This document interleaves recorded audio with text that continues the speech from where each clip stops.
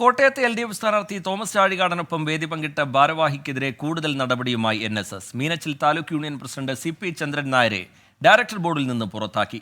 ഇന്നലെ union president സ്ഥാനത്ത് നിന്ന് നീക്കിയിരുന്നു. തോമസ് ചാഴികാടന്റെ പാലായിലെ തെരഞ്ഞെടുപ്പ് കമ്മിറ്റി ഓഫീസ് ഉദ്ഘാടനത്തിലാണ് CP ചന്ദ്രൻ നായർ പങ്കെടുത്തത്.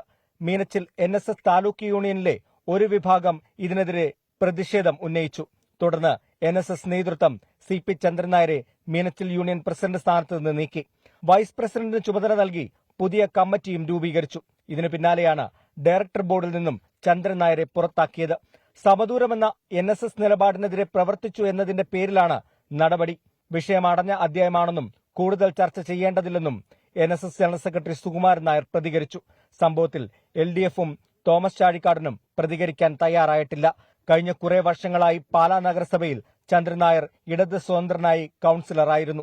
24 കോട്ടയം.